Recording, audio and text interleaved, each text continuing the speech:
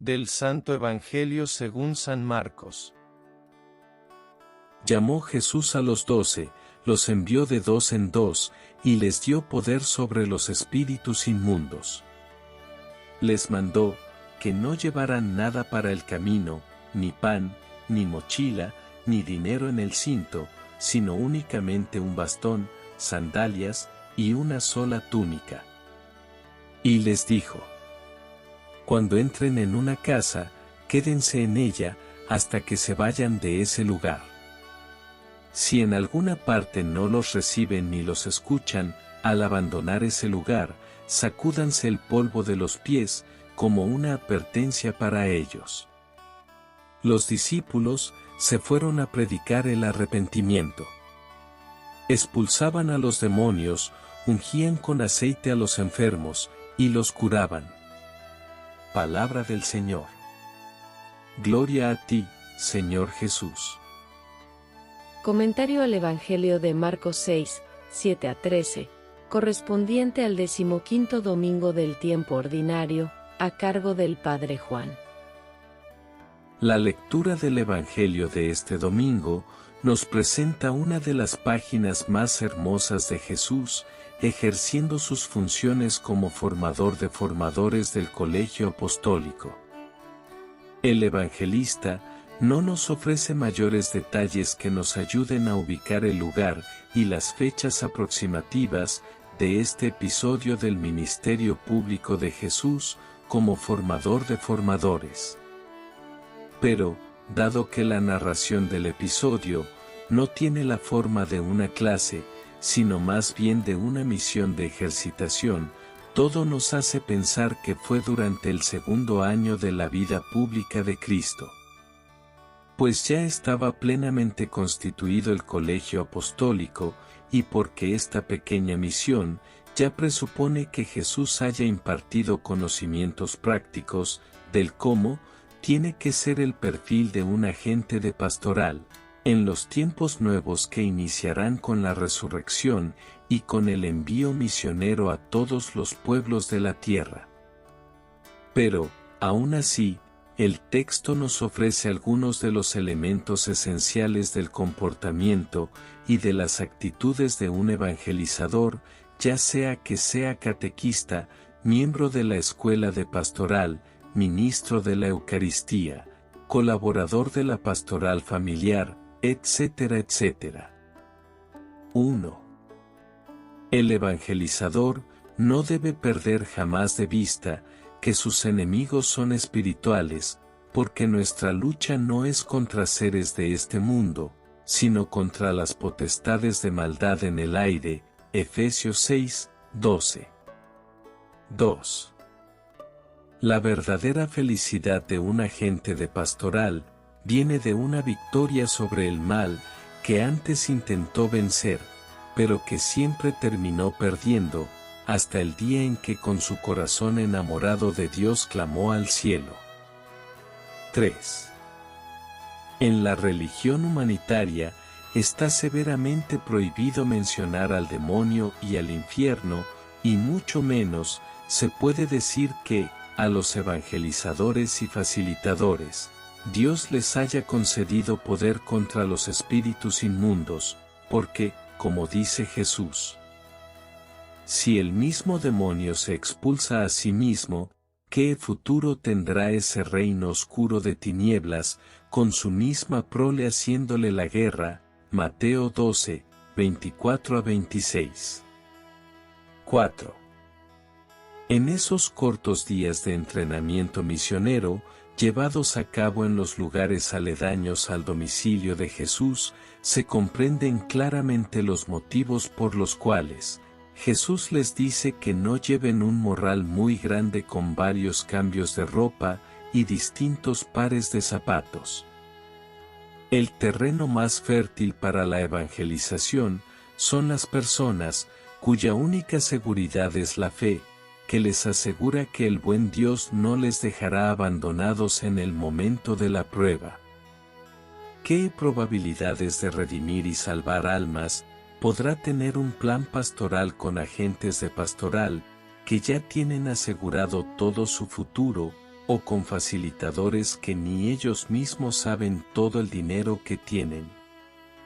¿Cómo puede tener éxito un agente de pastoral que, por la mañana en vez de persignarse, sacia sus necesidades espirituales, sumergiéndose en el pensamiento de que no necesitan clamar a Dios, porque falta muy poco tiempo para jubilarse y para tener derecho a la ayuda de los 65 y más? ¿Qué le puede transmitir a un no evangelizado, quien vive lleno de la seguridad de que si se enferma, no tienen que acercarse a Dios para pedir el milagro o a hacer mandas, porque la razón y la ciencia ya le resolvieron el problema? La gran facilidad que tuvo a su favor la religión humanitaria fue haber sido implantada en una época donde el mismo sistema se encargó de venderle a sus víctimas la idea de que todo lo que no se resuelve con la razón y la ciencia es fanatismo y brujería. Demasiadas seguridades personales vuelven las personas idólatras de sí mismas, torpes para percibir las necesidades del espíritu, e incapaces de sentir hambre y sed de Dios. La religión humanitaria, al poner al mismo hombre al puesto de Dios, engendra nuevos hijos enfermos de impotencia, para sentir necesidad de Dios. 5. Jesús, Maestro de los Maestros del Espíritu, sabe que el requisito número 1 para escuchar la voz de Dios, que habla en el santuario del corazón y de la conciencia, es el silencio interior, que a su vez es sinónimo de quietud y sosiego.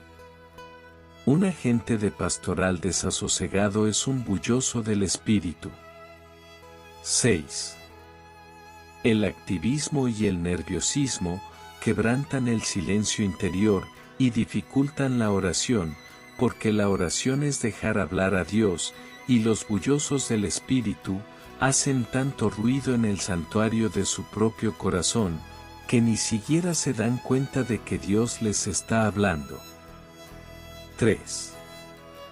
En la religión humanitaria, está severamente prohibido mencionar al demonio y al infierno, y mucho menos se puede decir que, a los evangelizadores y facilitadores, Dios les haya concedido poder contra los espíritus inmundos, porque, como dice Jesús, si el mismo demonio se expulsa a sí mismo, ¿qué futuro tendrá ese reino oscuro de tinieblas, con su misma prole haciéndole la guerra? Mateo 12, 24-26. 4. En esos cortos días de entrenamiento misionero, llevados a cabo en los lugares aledaños al domicilio de Jesús, se comprenden claramente los motivos por los cuales Jesús les dice que no lleven un morral muy grande con varios cambios de ropa y distintos pares de zapatos. El terreno más fértil para la evangelización son las personas cuya única seguridad es la fe, que les asegura que el buen Dios no les dejará abandonados en el momento de la prueba. ¿Qué probabilidades de redimir y salvar almas podrá tener un plan pastoral con agentes de pastoral, que ya tienen asegurado todo su futuro, o con facilitadores que ni ellos mismos saben todo el dinero que tienen?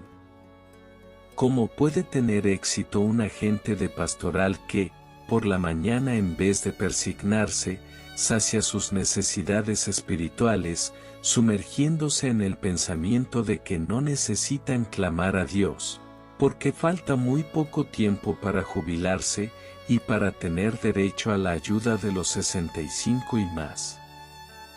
¿Qué le puede transmitir a un no evangelizado, quien vive lleno de la seguridad de que si se enferma, no tienen que acercarse a Dios para pedir el milagro o a hacer mandas, porque la razón y la ciencia ya le resolvieron el problema?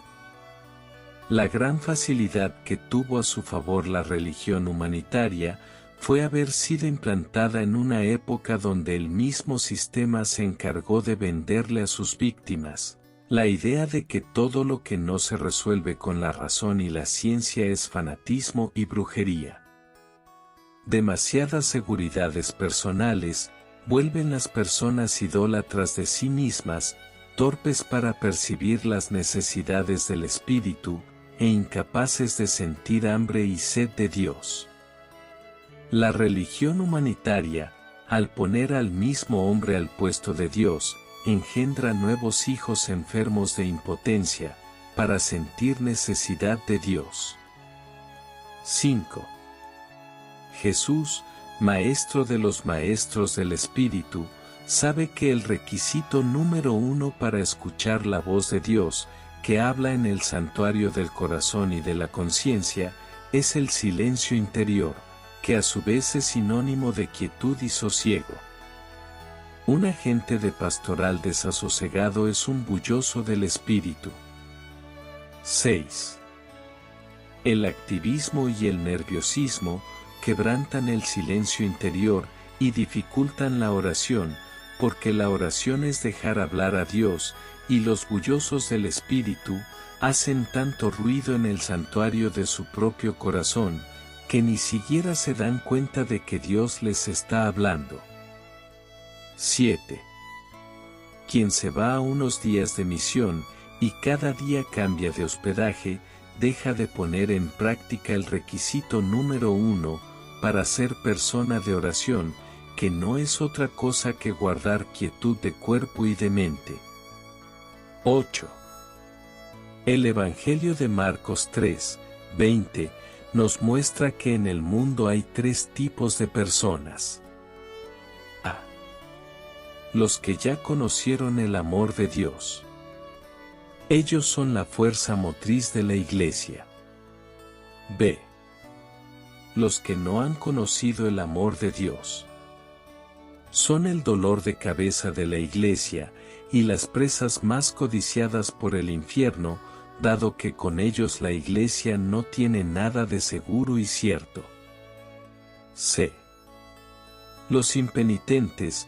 Jesús dice en el Evangelio de este 15º domingo, que con este tipo de personas, ya no hay que perder tiempo, y quien se los encuentra en su continua búsqueda de Dios, debe apartarse de ellos, teniendo mucho cuidado de no llevar a la casa de su propio libre albedrío, el polvo de los pecados de esas personas, porque ese polvo es polvo que perturba y retrasa a los que cada día se consolidan más y más en su autodeterminación por no apartarse de Dios.